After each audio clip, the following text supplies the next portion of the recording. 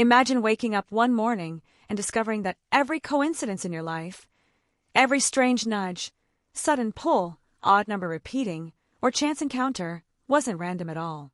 Imagine realizing that life has been whispering to you all along, guiding you, protecting you, nudging you toward the people, places, and experiences meant to shape your highest path.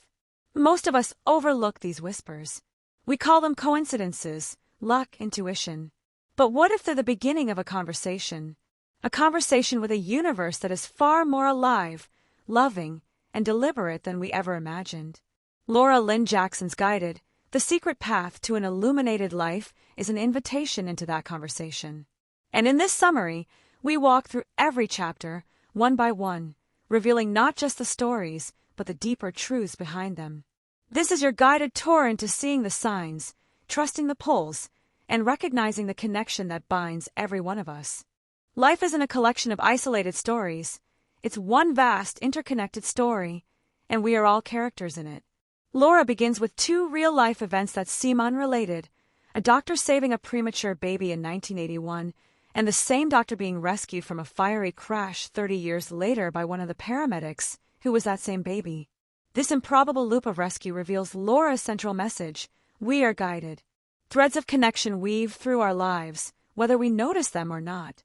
Laura introduces the concept of a team of light, God energy, spirit guides, and loved ones who have crossed. This team guides each of us constantly, placing signs, orchestrating synchronicities, and tugging us toward meaning. Her mission is to teach us how to recognize this guidance, trust it, and live a more illuminated life. Part 1. Seeing the Guidance. Chapter 1. Unexpected Sparks. The story begins with a surprising collision of destinies, an event so precise, so intricately timed, that it feels like the universe arranging two lives to intersect for a reason. We meet Zach Johnson McDonnell, a boy full of boundless energy, someone who never walked into a room without collecting friends along the way. His childhood was filled with adventure, camping trips, four-wheeling, snowmobiling, and endless curiosity. His mother Carlene lovingly nicknamed him Scooter because he was always on the move. As Zach grew older, he enlisted in the U.S. Army and was sent directly into the heart of combat in Iraq. He witnessed horrors that etched themselves into his mind. Though he survived the war physically, the emotional scars stay with him. Zach developed severe PTSD, flashbacks, fear, numbness, and nights full of haunting memories. His family tried everything to support him, but the battles within him seemed bigger than the battlefield he had left behind. Over time, Zach sank into addiction, a desperate attempt to quiet the storms inside him. 4 years, his mother and sister were his lifelines, guiding him toward treatment again and again. He tried rehab, he tried rebuilding, he tried fighting. But trauma is heavy, and sometimes the strongest warriors collapse when the world grows too silent. On the morning Zach was scheduled to enter yet another veteran program, Carlene texted him like she always did. Hours passed. No reply. Days passed. Still no reply. Then the moment every parent fears arrived. Zach had taken his own life. Carlene spiraled into grief, so deep it swallowed her days. She replayed every conversation, every missed sign, questioning herself endlessly.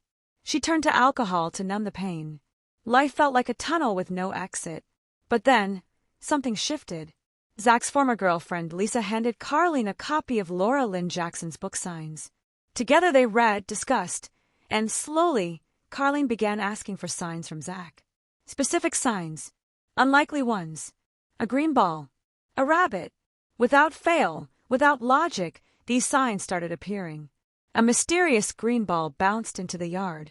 A giant rabbit painting appeared on a restaurant wall. A cocktail named Bowl in a China shop, Zach's childhood nickname, appeared on the menu. Zach wasn't gone. He was guiding. Years later in 2022, another sequence of unbelievable synchronicities unfolded.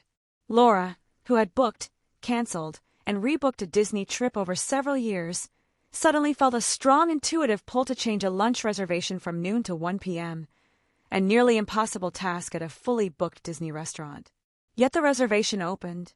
Meanwhile, Carlene, visiting Disney alone on what would have been Zach's birthday, was swept up by 3 friendly women who insisted she join them for lunch, at the same restaurant, on the same floor, at almost the same moment. At 1 p.m., Laura felt a tug, an energetic pull, and turned her head. She locked eyes with Carlene. Two strangers meeting on the exact day, at the exact moment, guided meticulously by forces beyond sight. This chapter expands the core message.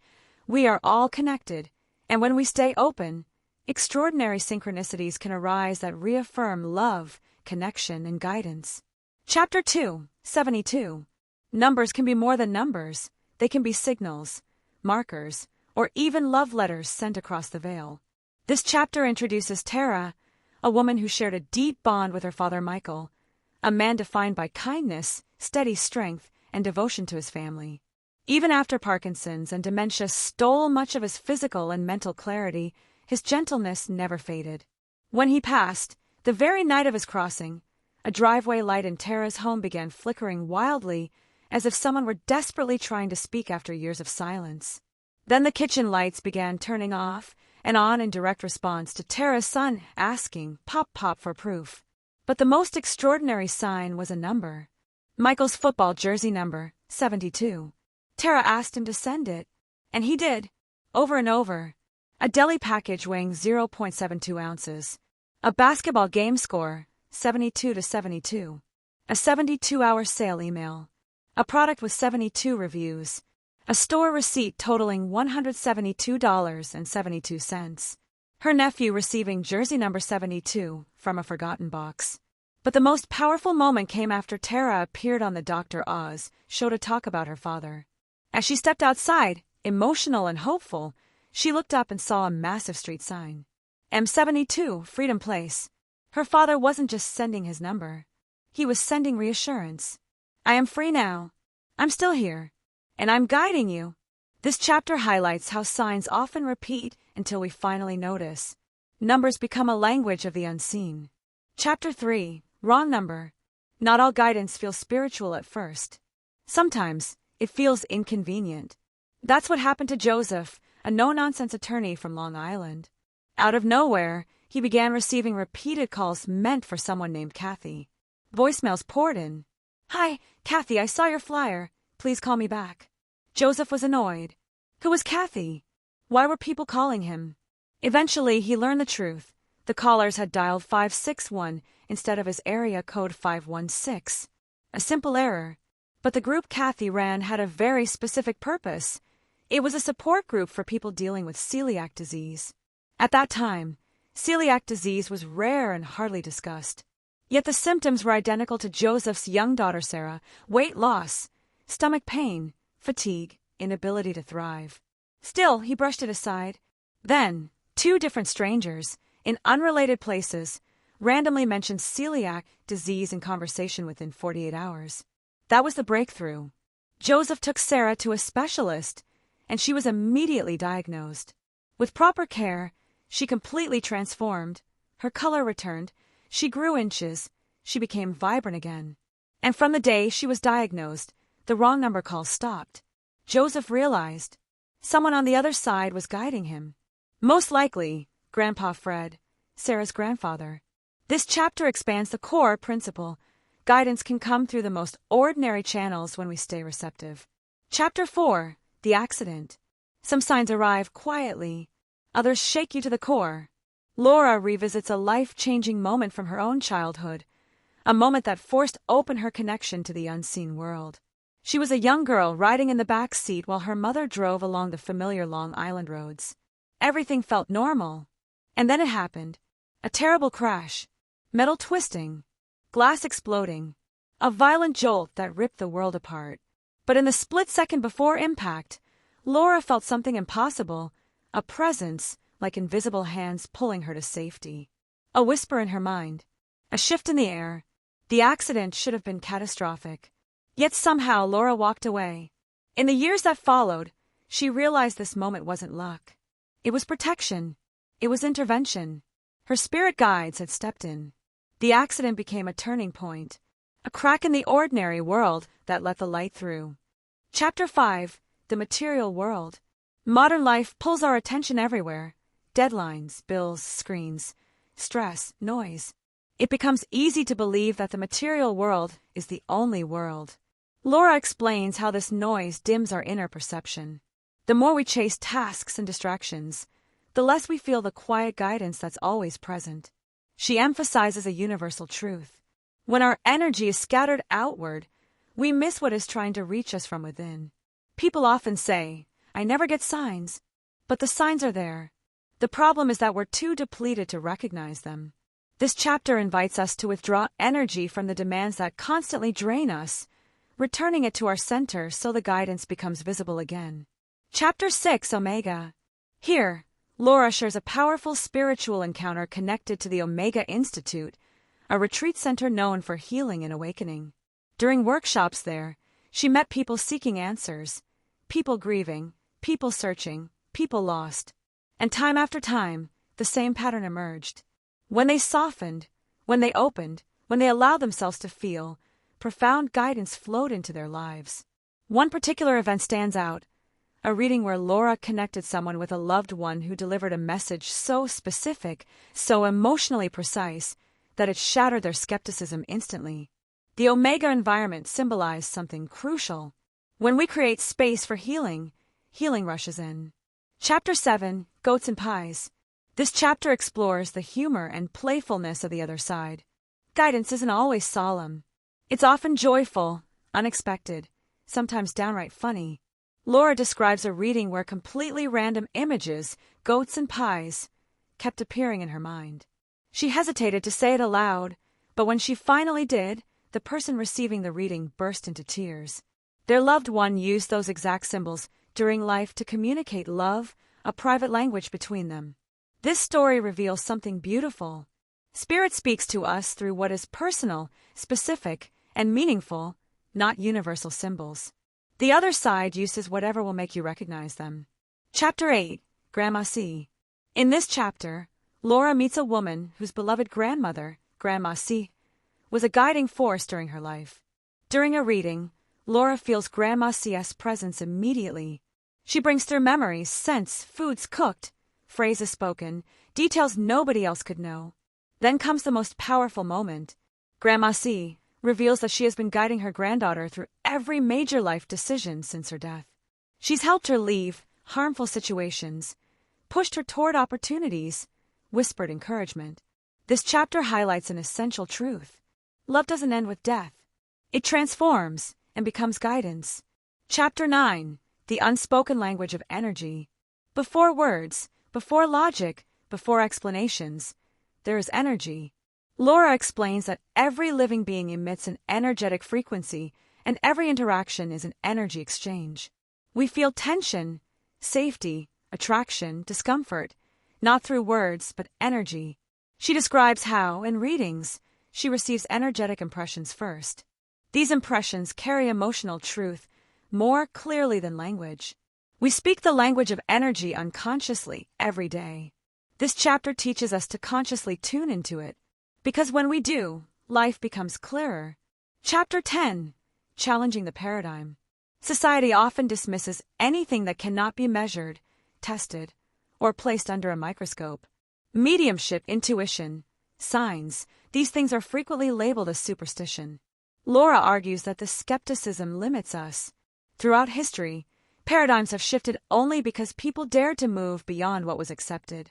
She challenges us to do the same, not to blindly believe, not to accept without evidence, but to stay open, because openness is the doorway through which the universe communicates.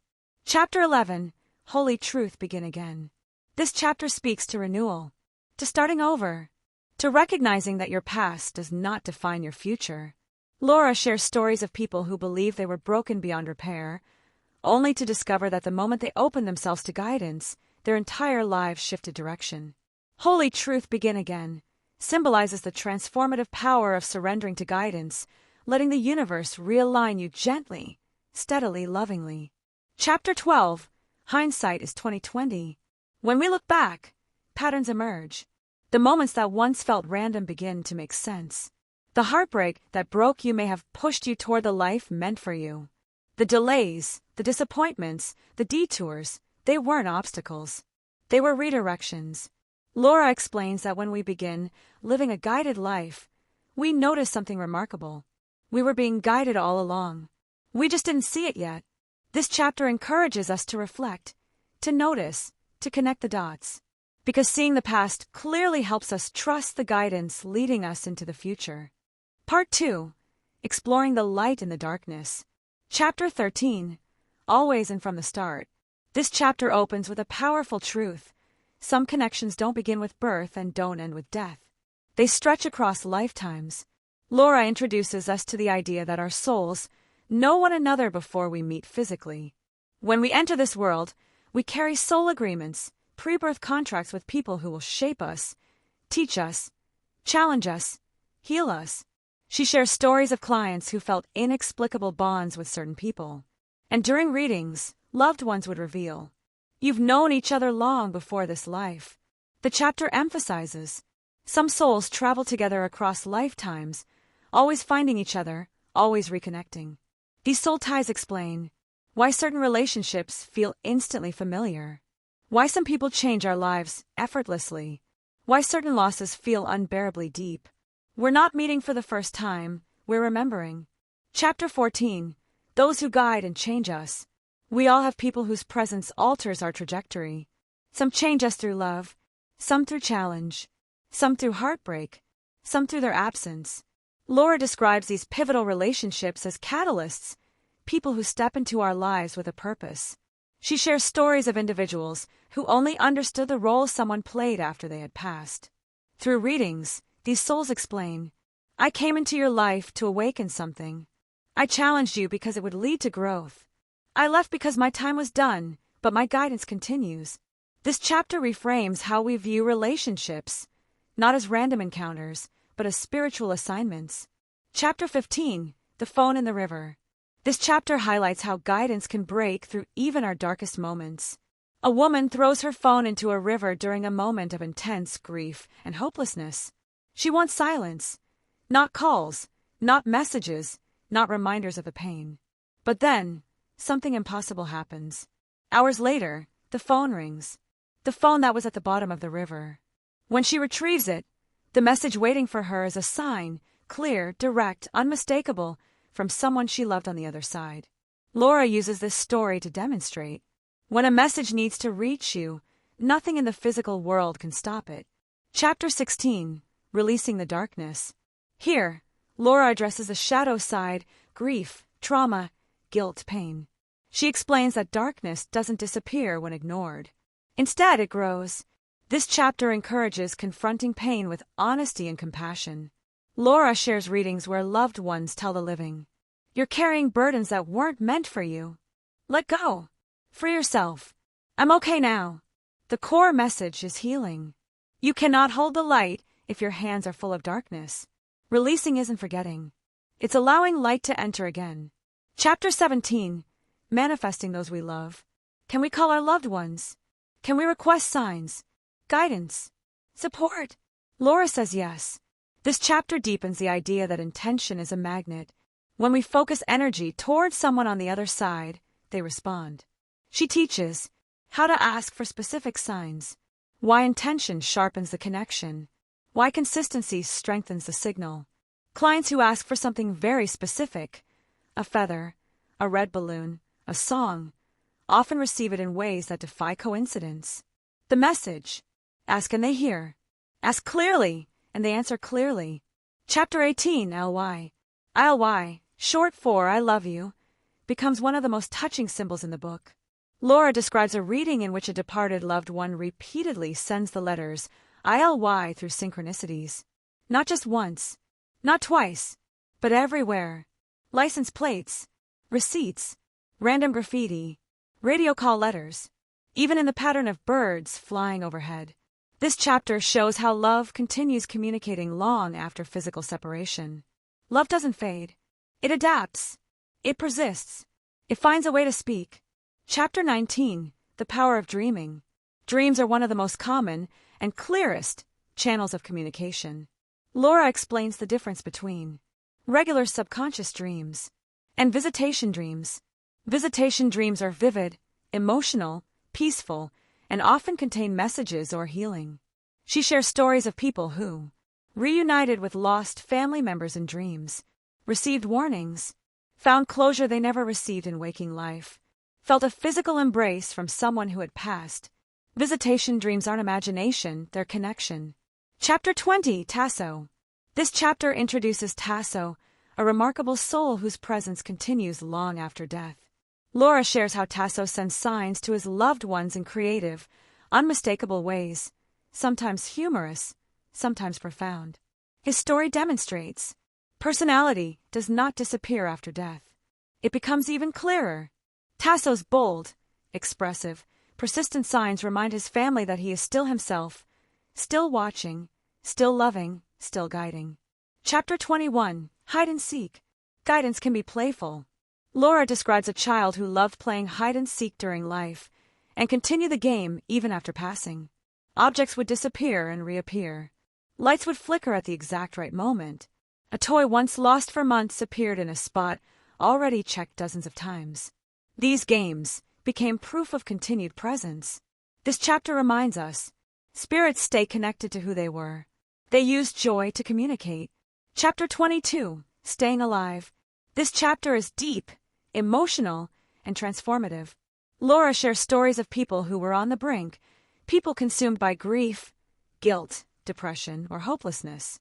Through divine timing, synchronicity, or a direct sign, something pulls them back.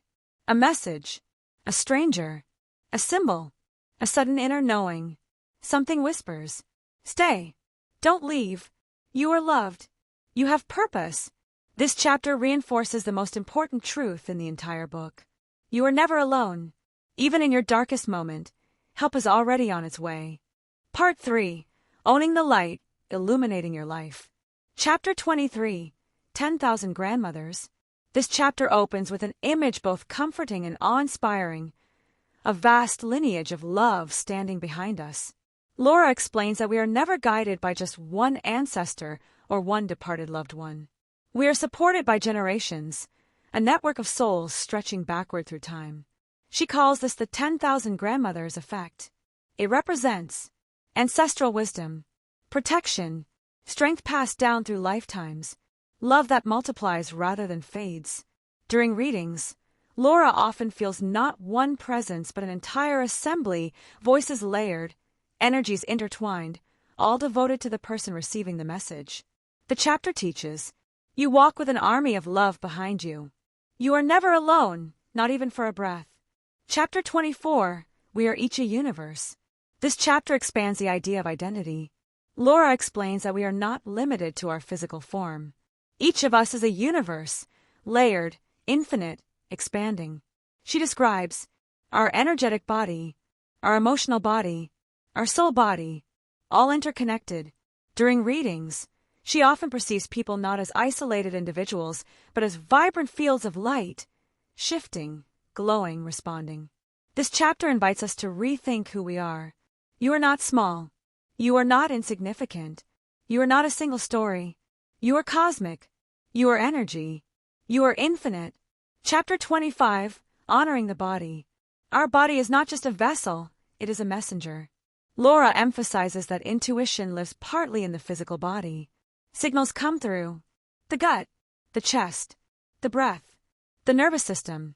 But we often override these signals with logic, fear, or habit. She teaches that honoring the body means resting when guided, nourishing it with intention, listening to discomfort, following physical pulls or aversions. Our body is often the first to sense guidance. When the body speaks, the soul is whispering through it. Chapter 26, Head, Heart, and Hands. This chapter introduces a beautiful framework for alignment. To live an illuminated life, 3 centers must work together. 1. The head, clarity and understanding. 2. The heart, compassion, intuition, truth. 3. The hands, action, embodiment, service. When all 3 align, our path becomes clear. When one is ignored, we feel lost. Laura shares stories of people who spent years living only from the head, logical, practical, but disconnected. Others lived only from the heart, empathetic but overwhelmed. And some lived only through the hands, busy but directionless. This chapter teaches, illumination comes from integration. Chapter 27, The Idealism Model. Here, Laura introduces a new way of understanding consciousness. Instead of viewing the brain as the producer of consciousness, she explains the idealism model, the idea that consciousness exists first, and the brain is simply a receiver. Like a radio, like Wi-Fi, like a telescope, this changes everything. It means we survive physical death. Intuition is real. Communication beyond the veil is natural. Our loved ones still exist fully. This chapter strengthens the foundation of the entire book. You are not your brain, you are the light using the brain. Chapter 28. Honoring the mind. If the mind is the receiver, we must care for it. Laura explains how mental clutter, worry, fear, overthinking creates static that blocks guidance. She teaches practices to quiet the mind. Mindfulness, breath work, gratitude resets, journaling, stillness rituals. She reminds us, a quiet mind hears the universe clearly. Chapter 29. Henri and Teddy. This chapter tells the emotional story of Henri and his beloved dog, Teddy. When Teddy passed, Henri was consumed with grief. He questioned whether animals continued after death. Through a reading, Teddy showed Laura vivid images. His favorite toy, a specific blanket, a moment only Teddy and Henri shared. The message was undeniable. Animals, too, cross over. Animals, too, guide us. Animals, too, love us beyond the veil. Henri discovered that Teddy was still with him, still loyal, still loving, still present. Chapter 30. Stars that light up the darkest night. In this chapter, Laura explores how light emerges in our darkest nights. When life collapses, through grief, illness, loss, heartbreak, certain people step in. She calls them star people. These are the souls who shine when everything goes dark, pull you through despair, say exactly what you need, hold space when you can't hold yourself. Star people often appear suddenly, strangers, acquaintances, even fleeting encounters. Guidance flows through them. Chapter 31. Honoring the soul. This chapter turns inward. Honoring the soul means following inner truth, embracing purpose, listening to intuition, choosing alignment over approval. Laura encourages us to live not from fear or expectation but from authenticity. The soul always knows the path. The challenge is trusting it, especially when the world tells you not to. Chapter 32. Nature as a path home. Nature is not decoration. It is communication. Laura describes how trees, animals, weather patterns, and landscapes often carry guidance.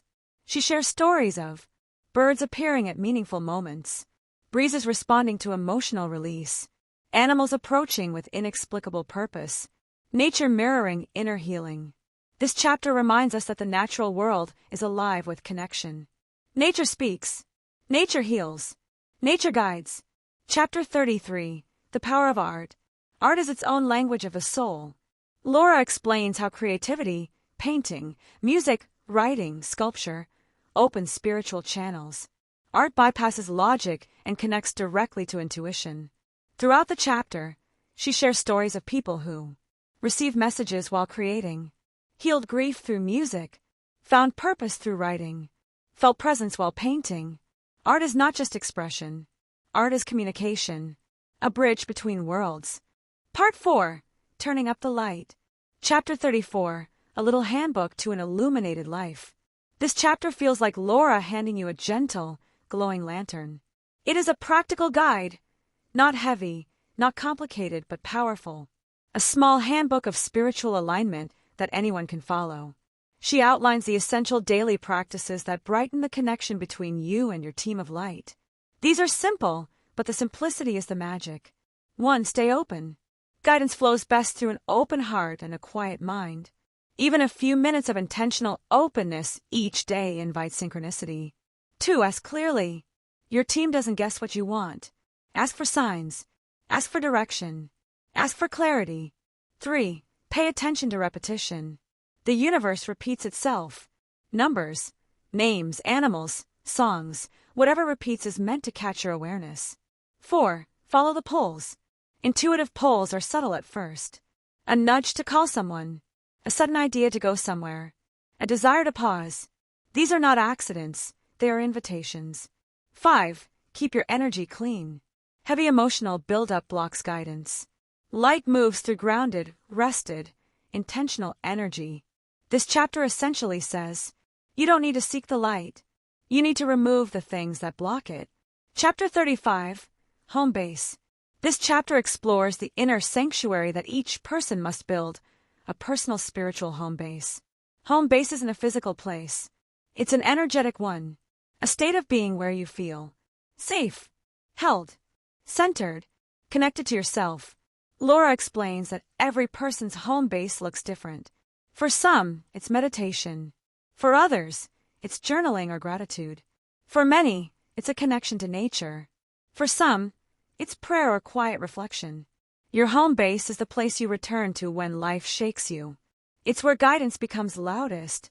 This chapter encourages building a ritual, a daily moment of grounding, so you always have an inner refuge no matter what storms arrive. Chapter 36, The Secret Path. The final chapter of the book ties everything together. The secret path isn't hidden. It's not known by just a spiritual few. It isn't a mystical trail someone must reveal to you. It is already beneath your feet. Laura explains that the path appears when you stay open, trust the unseen, follow the pulls, ask for guidance, notice the signs, release fear.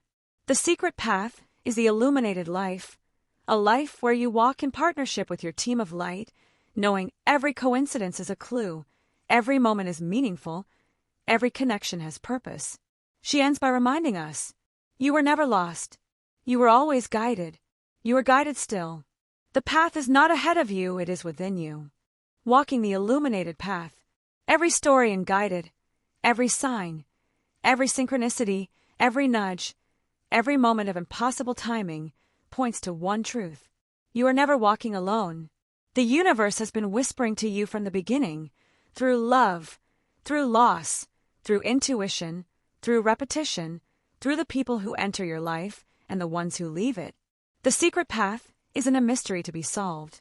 It is a relationship to be remembered. You are connected. You are guided. You are held.